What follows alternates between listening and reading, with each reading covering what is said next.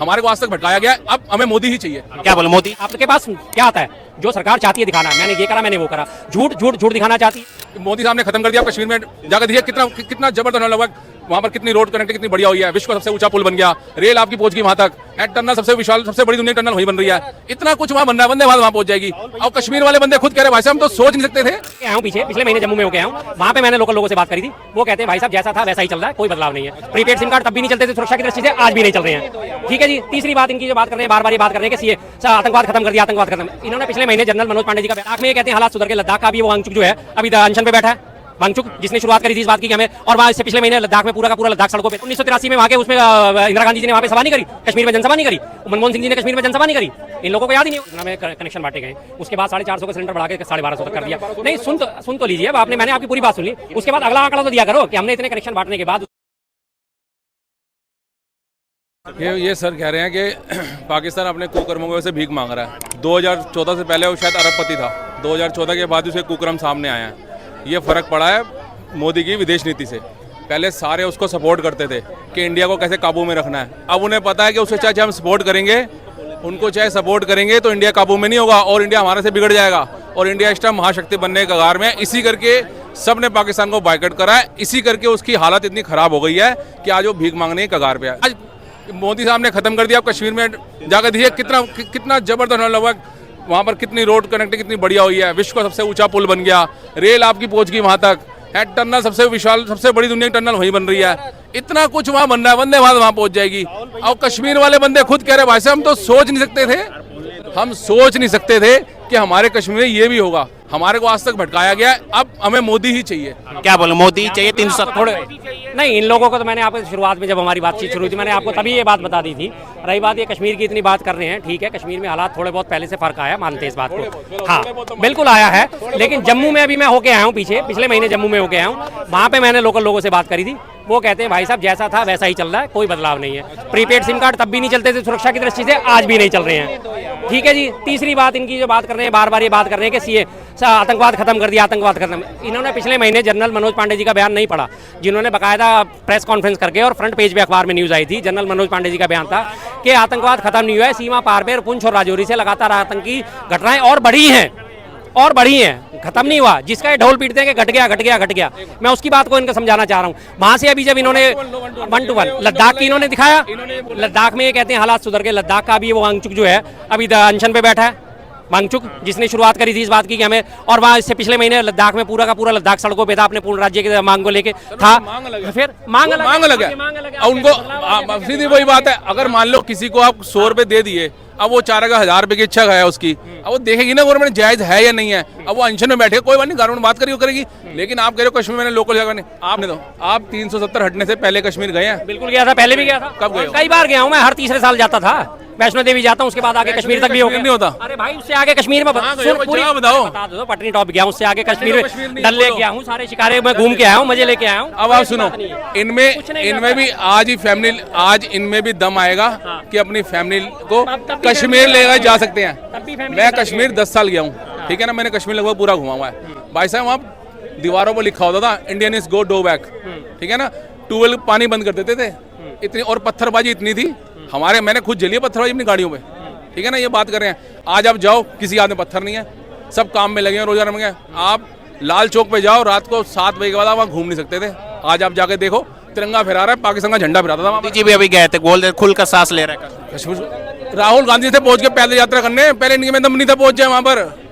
राहुल गांधी पहुंच गए। आप ये बात कह रहे हो, क्या 1983 में वहाँ के उसमें इंदिरा गांधी जी ने वहाँ पे सभा नहीं करी, कश्मीर में जनसभा नहीं करी, मनमोहन सिंह जी ने कश्मीर में जनसभा नहीं करी?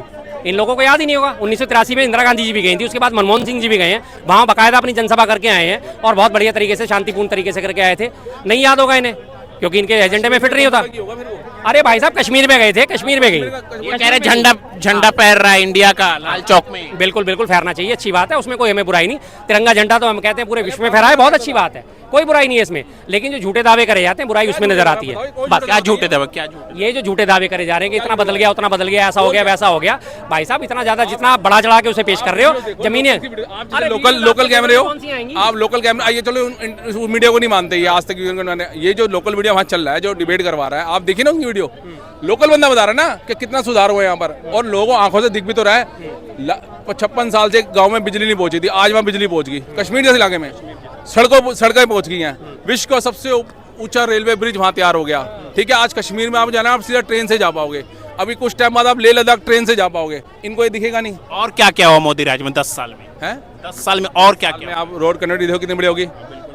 उज्ज्वल योजना आई, आपका आयुष्मान योजना आई, 5 लाख का इलाज फ्री है। आप जब मर्जी आप जाओ, किसी भी हॉस्पिटल में जाए करवा लो, ठीक है। शौचालय योजना आई, ये आप कितनी योजना में आपको उंगलियों में गिनवा दूँ। इतने सारी योजना गिनवा दी। उज्ज्वला योजना की बात कर रहे हैं। उज्ज्वला योजना में कनेक्शन बांटे गए, उसके बाद 450 का सिलेंडर बढ़ा के 1250 तक कर दिया। नहीं, सुन तो लीजिए। अब मैंने आपकी पूरी बात सुन ली, उसके बाद अगला आंकड़ा तो दिया करो कि हमने इतने कनेक्शन बांटने के बाद उसमें से सेकंड टाइम कितने लोगों ने सिलेंडर बनवाया, और तीसरी बार कितने लोगों ने भरा। पहली बार के बाद दूसरा सिलेंडर जो है 50% लोगों ने भरा, तीसरी बार जो है 33% लोगों ने भरवाया। मतलब आज उज्ज्वला योजना में जितने कनेक्शन बांटे गए हैं उसमें से 70% जो है तीसरी बार के बाद वो सिलेंडर भरे नहीं गए हैं। पिछले महीने आपने वीडियो देखी होगी, लगातार वो नदी में अपने सिलेंडर बहा रहे थे, फेंक रहे थे लोग। क्यों? क्योंकि उनसे हो नहीं रहा। रही बात आयुष्मान की बात इन्होंने करी। आयुष्मान का सबसे बड़ा घोटाला पिछले बार सीएजी ने इसके घोटाला पकड़ा था आयुष्मान योजना का। एक नंबर पे 10-10 हज़ार नंबर आयुष्मान जो लाभार्थी थे वो रजिस्टर्ड थे, और नंबर भी क्या था जो एग्जिस्ट ही नहीं करता था, 9999। 7.5 लाख करोड़ का घोटाला पकड़ा गया। 7 सीएजी के अधिकारी थे जिन लोगों ने इस घोटाले को उजागर करा था। एक हफ्ते के अंदर सातों का ट्रांसफर कर दिया गया। आपके पास क्या आता है? जो सरकार चाहती है दिखाना, मैंने ये करा, मैंने वो करा। झूठ दिखाना चाहती है। आप कहते हो आवास योजना का झूठ अभी लोकसभा में पकड़ा गया था। निर्मला सीतारमण जी ने बोला मैंने 3 करोड़ लोगों को कर दिए पक्के। अगले दिन ही मोदी जी भाषण दिया है, उन्होंने एक ही दिन में उसकी घोषणा करके सीधा 4 करोड़ कर दिया। 1 करोड़ का डिफरेंस एक दिन में आ गया। उसके बाद आप कहते हैं कि जी हमने शौचालय बनाए। शौचालय के बारे में आप कहते हैं वहाँ पे बिहार में जाके हमने एक हफ्ते में 84 लाख शौचालय बना दिए। ये मोदी जी के बयान था, 84 लाख शौचालय एक हफ्ते में बना दिए। भाई साहब कितनी स्पीड से बनाए, कितने बनाए? आंकड़े फेंक दो, कोई चिंता नहीं। जनता ने काउंटर करना नहीं, मैं गिनने जाऊंगा नहीं कितने शौचालय बन गए, इन्होंने गिनना नहीं है, इनके मतलब का नहीं है। सीधी सी बात है, मोटा सा हिसाब ही लगा लो, एक हफ्ते में 84 लाख शौचालय बन जाएंगे क्या? क्या बोला? अब इन्होंने बोला आयुष्मान कार्ड नहीं, वो वैलिड नहीं करता, ये स्कीम है वो स्कीम है। मैं कह रहा हूँ कोई काम होता है 100% तो सही नहीं हो सकता। ये उस 10% जो काम खराब होता है ना, ये उसको पकड़ते हैं। जो 90% काम सही हो रहा है उसको उन्होंने देखना ही नहीं है। क्यों? क्योंकि इनकी आंख में कांग्रेस वाले बाल है, नहीं देखेंगे बिल्कुल भी है। क्योंकि उन्होंने कभी खुद तो जिंदगी में कोई काम करा नहीं। 100% में उन्होंने 90% काम नहीं, उन्होंने 10% काम करा, और वही उसी को ढंढोरा पीटा बस। क्या हमने ये करा, हमने ये करा, हमने ये करा। आप देखो, आप जम्मू कश्मीर में एम्स बन गया, ठीक है, भवानी में एम्स का बन रहा है। कितने एम्स तैयार हो रहे हैं? इनकी कांग्रेस में कितने एम्स तैयार थे? सबको दिल्ली आना पड़ता था, लगभग दिल्ली है 13। आप देखना कितने हो जाएंगे? 20 हुए। अभी साल में सुन लीजिए ना, अरे सुन तो लीजिए, फिर वही 70 साल की बात कर रहे हो आप कह रहे हो कि ये वाली बात करी। चलो एम्स की आपने बात करी, 13 जो है कंप्लीट हो चुके थे, 5 का भी मोदी जी ने उद्घाटन करा था, 2 अभी अंडर प्रोसेस में, उन्हें मिला के टोटल 20 होंगे। सीधी सी बात है, ठीक है, आबादी बढ़ रही है, आप काम कर रहे हो, अच्छी बात है। आपने कहा कि 10% जो है आपको काम दिखता है। भाई साहब मुझे 10% वो दिखता है ना कि जो आप गलत कर रहे हो, 90% तो आप छुपा के बैठे हो। ताजी सारी जानकारी आप छुपा के बैठे हो। अभी पिछले 2-3 महीने पहले भी मैंने इस बात को उठाया था कि यूपी में योगी जी ने घोषणा कर दी, हमने यूपी में 4 करोड़ शौचालय दिए हैं। जब मैंने एक आंकड़ा निकाल के दिखाया कि भाई साहब यूपी की जनता 25 करोड़ है, अगर आपने 4 करोड़ शौचालय बना दिए तो यानी कि एक फैमिली में 4 लोग तो होंगे, यानी कि 16 करोड़ लोगों को आपने शौचालय दे दिए। तो बाकी यूपी की सारी जो महानगरों में रहने वाली है उनके पास क्या शौचालय ही नहीं थे? उसके बाद उनके करेक्शन होकर ऐड आने शुरू हो गए कि हमने 2.6 करोड़ परिवारों को शौचालय दिए, तब जाके उनका करेक्शन हुआ है। जब हम जैसे मुद्दे नहीं उठाएंगे, हम जैसे लोग बात नहीं उठाएंगे, तभी तो वो करेक्शन होगी। अब ये बात कह दी आपने, एम्स की बात कर दी, ठीक है। एम्स 13 बन चुके थे 2014 तक, अब आगे पाइपलाइन में थे। उसके बाद आपने 7 और बना दिए, 5 और बना दिए, अच्छी बात है। हाँ, रोड कनेक्टिविटी 91,000 किलोमीटर की रोड कनेक्टिविटी थी 2014 तक, आज बढ़ के वो 1,21,000 किलोमीटर हुई है। कितने एक्सप्रेसवे थे? टोटल एक्सप्रेसवे की बता रहा हूँ, अरे सबका ही बता रहा हूँ ना, टोटल नेटवर्क हाईवे और एक्सप्रेसवे सारे ही मिला के। हाईवे और फर्क होता है, बहुत फर्क होता है। कैसे फर्क होता है? एक्सप्रेसवे पे आपका टाइम आधा होता है, हाईवे पे टाइम 75% होता है, ठीक है, और लोकल होते में 100% लगता है। तो जब टाइम बचता है, ट्रांसपोर्ट को फायदा होता है, महंगाई कम होगी, इसमें हर चीज कम होगी। आज एक ट्रक को बॉम्बे जाने में पहले 4 दिन लगते थे, 3 दिन लगते थे। आज वो हाईवे को पकड़ेगा, 24 घंटे में वहां पहुंचेगा। उसका तेल का, खर्चे का, दुनिया का, और सबसे बड़ी बात रोड नेटवर्क बढ़िया हुई है तो माल जल्दी पहुंचेगा, खराब होने की टेंशन नहीं है। तो इसको आप देखते नहीं बिल्कुल भी, ठीक है। ये कहते हैं जी एक्सप्रेस वे बना दिए, जितना उसका पेट्रोल बचा जितना उसका डीजल बचा, उतना उससे ज्यादा का आपने उसमें टोल टैक्स ले लिया। क्या टोल क्यों नहीं लग रहा? कौन सी एक्सप्रेस वे का टोल नहीं लग रहा? यहाँ से बॉम्बे तक टोल बताओ मेरे को। 2-3 दिन रुपए का पर किलोमीटर का टोल है आपका।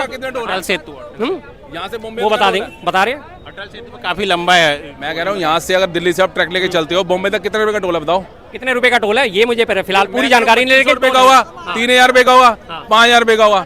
तब भी अगर 24 घंटे में 2 दिन के ट्रैक के बसते हैं और उसका डीजल बचता है कम से कम 20,000 में से अगर फायदा होता है, अगर 15,000 का फायदा भी होता है तब भी 10,000 रुपए उसको बचते हैं ना। 4,000 टोल देकर 5,000 और सुनो, अगर वो एक दिन में एक चक्कर लगाएगा, पहले वो महीने में लगाता था 12 चक्कर, अब वो लगाएगा महीने में 20 चक्कर, उसमें कितना फायदा होगा उसको? वो नहीं दिखेगा इनको सिर्फ टोल दिख रहा है। अगर रोड कनेक्टिविटी बढ़िया लोगे आप, इजीली जाओगे उसके ऊपर, जल्दी पहुंचोगे, तो पैसा तो आपको देना पड़ेगा ना। गवर्नमेंट ने जेब से ना लगा देंगे हमारा पैसा। बिल्कुल वही बात है ना कि गवर्नमेंट पैसा तो आपको देना पड़ेगा। तो वही तो हम बार मुद्दा उठाते हैं कि फिर ये गरीबों की सरकार कहाँ रही। गरीबों की क्या रहेगी? सीधी सी बात है, फैसिलिटी आपने लोगे तो पैसा पैसा दिया, आपने सहूलियत ले ली, आपने पैसा लिया, आपने सहूलियत ले ली, बात खत्म। बस जाना है तो आप जनरल के पैसे नहीं दोगे, आपको इसी आम जनता ही भाई साहब, ये आम जनता ही है। आम जनता के लिए आपने क्या करा? पैसे वाले के लिए करा जो करा आपने। ये आम जनता कैसे है फिर बताइए? क्या नहीं आम जनता, इसमें क्या, इसमें आम जनता जा रही है महंगाई और रोजगारी पर। आप देख लो जितने बैठे 10,000 रुपए फोन लेके घूमते होंगे, ये आम जनता हुई तो क्या हो गया? ये क्या 500 मोदी 500 रुपये टोल नहीं खर्च होती? अगर मान लो मेरी अपनी गाड़ी है, मेरे को यहाँ से अभी यहाँ से आपका श्रीनगर का बन रहा है अपना वैष्णो देवी का, 6 घंटे में 4 घंटे में हाईवे बन रहा है। अभी मैं जाता हूँ अगर अपनी गाड़ी लेके, मुझे 12 घंटे लगते हैं। कितना तेल लगता है, कितना टाइम लगता है, ठीक है। और अगर मान लो मेरा 2,000 रुपये तेल लगता है और अगर मेरा 2200 का टोल भी लग जाएगा, मैं इनकी बड़ी बात कर रहा हूँ, फालतू बता रहा हूँ, अगर 2200 का टोल भी लग जाएगा तो लेकिन मेरे कम से कम 12 घंटे बचेंगे भी तो सही। और मैं एक दिन पहले आके वर्किंग तो हो सकूंगा ना, एक छुट्टी भी तो बचेगी, वो भी तो बचाऊंगा। और जो वर्किंग करूंगा, जो कमाऊंगा, उससे भी तो अपना घर चलाऊंगा, नहीं चलाऊंगा? वो इनको नहीं दिखेगा। सहूलियत किसको दे रहे हो आप? जो समर्थ है। सहूलियत तो आप उसको दे रहे हो ना कि जो समर्थ है। सहूलियत किसको दे रहे हो आप? जो समर्थ है। आपने वहाँ पे अटल सेतु बनाया मुंबई में, उसका मंथली पास कितना है? 12,500 रुपये का। फिर जो 12,500 रुपये दे सकता है वही तो उस पर से जा पाएगा। आप यहाँ से एक्सप्रेस वे का आपने टोल बनाया, आगरा का 167 किलोमीटर का वो एक्सप्रेस वे है, आने जाने का इस पर टोल 1,000 रुपये लग जाता है। तो दे कौन पाएगा? जो समर्थ है। जो समर्थ नहीं है, जो हमारा एक मिडिल क्लास आदमी है जिसकी आमदनी 15-20 हज़ार रुपये महीने की है, 20-25 हज़ार रुपये महीने की, उसको बेनिफिट कहाँ मिल रहा है? उसको बेनिफिट कहाँ मिल रहा है? गडकरी जी साहब कहते हैं कि आपको सुविधाएं चाहिए तो पैसे तो आपको देना ही पड़ेगा। तो भाई साहब जब हमने गाड़ी खरीद ली एक बार किसी तरह से, हमने पूरे साल का 15 साल का रोड टैक्स आपको दे दिया, तो उसके बाद आपकी जिम्मेदारी नहीं बनती कि आप बिना उसके बाद फिर आप एक्स्ट्रा पेमेंट मांग रहे हो हमसे, क्यों मांग रहे हो? क्या बोलेंगे इस पे, क्या बोलेंगे? ये कह रहे हैं, टैक्स दे रहे हैं, ऑलरेडी दे चुके हैं। मैं बता रहा हूँ उनको, ये बोल रहे कि वहाँ पर जो बॉम्बे बना है सेतु, उस पर पैसे इतने ले रहे हैं। पहली बात तो उस पर आम आदमी एक बार चला जाएगा। पहली बात तो आम आदमी बात करें ना, आम आदमी है फिर भी गाड़ी है इनके पास, गरीब आदमी है लेकिन गाड़ी है इनके पास। ऐसा गरीब आदमी मैंने नहीं देखा जिसके पास गाड़ी भी हो। गरीब आदमी होता है बिल्कुल नीचे, जिनके वैसे तो बात करते हैं बिल्कुल गरीब वाले बंदे की, और वैसे सिर्फ अपनी बात करते हैं मेरे पास गाड़ी है तो मुझे टोल देगा। अगर तुम्हारे पास गाड़ी है तो तुम गरीब बंदे नहीं हो, तो आपको टोल देना पड़ेगा वहाँ पर। दूसरी बात वो बना है, फिर बता रहा हूँ, ये जो जितने भी एक्सप्रेस हाईवे बनते हैं ये आम पब्लिक के लिए, यूज के लिए नहीं बनते। आम आदमी के लिए नहीं बनता एक्सप्रेस में। तो बस वही बात हमने कह दी। हमने तो कहा था शुरू से ही पूंजीपतियों की सरकार है, पूंजीपतियों के लिए काम कर रही है, आम आदमी की सरकार नहीं है। बात खत्म, बस जवाब ही खत्म, बिल्कुल बात खत्म। मैंने तो अपने बारे में बात ही नहीं करी, मैं अपने बारे में खड़े